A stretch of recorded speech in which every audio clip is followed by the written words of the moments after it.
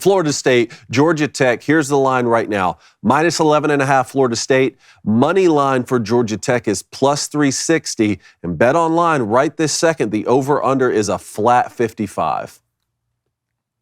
Every game comes down to the line of scrimmage, right? And we try and sit here and tell everybody that, and that's not taking the importance away from everything else. But to me, this game is actually a lot simpler than what some people are making out to be. Florida State's got one of the best offensive lines in the country. Georgia Tech's got a really good offensive line coming back with a head coach that's an offensive line guy. Georgia Tech's biggest problem last year, outside of Haynes King turning it over a little bit too much, was the defense wasn't very good, especially up front. They really had no pass rush. They bring in some guys from the portal. You bring in Romello Height from USC, who had gone to Auburn and then I believe went to USC. You brought in a couple other guys. You have two returners on the interior. I think Georgia Tech's going to be better. I think they're going to be fine in the back end. The question becomes, is Georgia Tech good enough to stop Florida State's run enough to make DJU have to beat them through the air at points, right? 3 to 5 times during the game to make some big-time throws to extend drives or score touchdowns when you get in the red zone. I know Florida State has talent on the outside. I know DJU is a veteran who has shown flashes of doing good things. I don't trust him to make the routine throws routine, but I do trust Florida State's run game to keep Haynes King and them off the field. I do think Georgia Tech on the offensive side of the ball, they have a hell of a run game too. I think they led the ACC in rushing last year. People forget that. So that tells me I want to lean to the under because you have both teams that really want to line up and run the ball, play action off that to work it downfield. I like Florida State to win the game right now. Me too. But I like Georgia Tech to cover the 11.5. I feel really good about the 11.5. I'm looking around and some people are thinking, 34-17 Florida State. I don't think that's giving Georgia Tech enough credit, especially if Florida State is one-dimensional. And I think Brent Key and them are going to be confident enough but good enough up front in the front seven to be able to put up enough of a fight for this to be a one-score game in the fourth quarter. I like Georgia Tech to cover. I like Florida State to win, probably to suffocate them at the end, but it should be a hell of a football. Okay, that's how I'm feeling right now, too. Florida State winning the game. Don't know how I feel about the 11.5 right now, though. I like Georgia Tech to cover that and then leaning towards the under at 55. Be interesting to see if that goes up, even by at least a hook, 55.5. And another thing, too, is I think because DJ Uiagalelei hasn't necessarily lived up to all of the hype that he had coming into college, that sort of creates a narrative that, he's just a bad quarterback. And that's not really the case because even at two different programs, being at Clemson and then at Oregon State, we've seen almost similar numbers at both places. Like there's a certain floor, right? There's a certain steadiness that kind of comes with that. And I think that when you add in how talented Florida State's roster is, it's not going to be the Georgia Techs necessarily that Florida State's going to be losing to. That's not the way I see it, even though I hope we're in for a great football game. It's going to be later on in the season when they're playing Miami or Notre Dame, things like that. Do you see something different in this game? One, I'm taking Georgia Tech to cover the spread. This is a lot of question marks to me. It's in Dublin, going to be a different type of turf. You never really run on it until you get out there. I would take the under in this game as well because obviously offenses take longer to catch up than defenses. Defenses are usually better early in the season.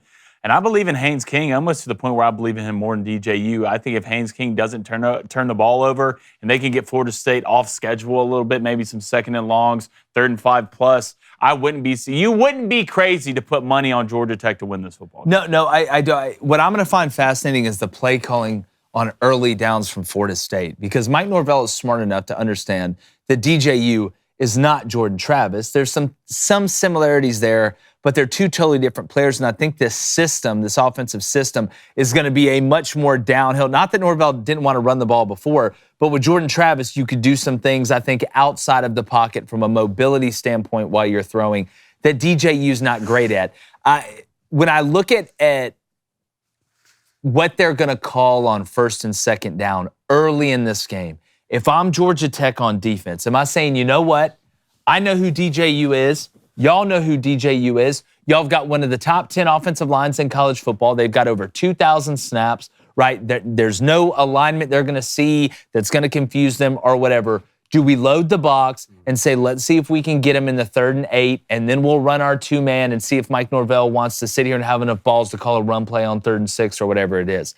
I think they will feel each other out, but this is going to be a different Florida State attack than what we saw last year. But when you look at Florida State and Georgia Tech, initially you look at the brand battle, right? You're like, Florida State should have much better players than Georgia Tech. Florida State does have better players than Georgia Tech, but I don't think it's by some humongous wide margin where Georgia Tech's just got to hope to God to be able to hang in there. I think with Haynes King's mobility, the new pieces on this Florida State defense as well, because they lost some guys. Hell, a couple of them are playing for the Rams right now. First game of the year, new quarterback, new guys at the skill position. The offensive line should help hide it, but they're going to lean on what they do best, and that's running the ball. So again, it keeps the game tighter. It keeps the score lower, which that's why, again, you've got to lean under in Georgia Tech plus 11.5. I'm interested to see the movement on this line. Yeah, and when you talk about Georgia Tech potentially loading the box and forcing DJ Uiagalelei to throw the ball, that's particularly where you miss, Keon Coleman and you miss Johnny Wilson, who are playing in the NFL now, because they could get you out of so much trouble at the wide receiver position. Well, that's why they're hoping these Bama transfers, Roydell Williams, going to start at running back. No, and they're still going to have We'll see, but they haven't proven it it's yet. Florida State. Like, they're skill players. Any skill players they need to run out there, are going to be able to play football. But particularly last year, I just think back to that opener with Florida State and LSU, and you think about Florida State really just started running the football down their throat in the second half against LSU. But that was opened up by Keon Coleman going for 50-plus yards on the slant, you couldn't play naked in the RPO game. And again, the RPO game, you were able to do that with Jordan Travis at the quarterback position. So I'm interested to see, what's the percentage of shotgun to under center that they're going to run with DJU? Well, I'm wondering how many times they're going to get up there and run Q power with DJU. And that's another question. Because it's not like DJU's important.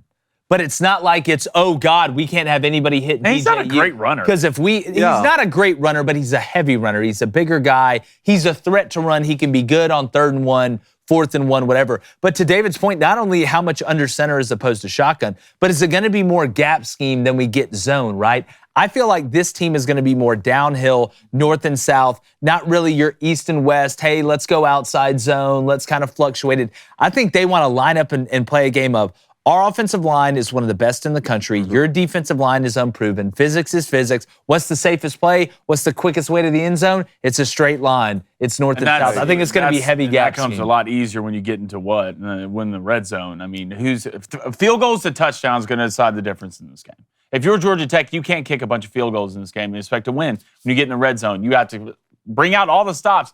This will be a humongous win for Georgia Tech. Oh, yeah. I don't care if it's week 0, week -2. I don't care. You bring out all the stops to win this game. So you can't go down and kick 3. Well, the one solace you have if you're Georgia Tech is I feel like we know who Georgia Tech is more than we know who Florida State is right now. Because, again, you got a new guy behind there. Haynes King elevated his game last year. Again, turned it over too much. We know that. It feels like they've plugged some holes in the ship, but they do have confidence. They beat Miami in that crazy way last year. It's just that defense for Georgia Tech. Can you get enough stops, or does it turn into, like Blaine's alluding to, hey, between the 20s, they're going to get theirs, but once we get in that red zone, let's hold them to 3, because I think Georgia Tech can move the ball against Florida State. Haynes King's mobility will be huge. But they're in their offensive line, and again, Brent Key is an offensive line guy. Don't make the mistake of forgetting who Georgia Tech really, really wants to be deep down. Hey, what's up, YouTube? If you like winning money when it comes to sports betting or just winning money in general, hit subscribe. You won't regret it.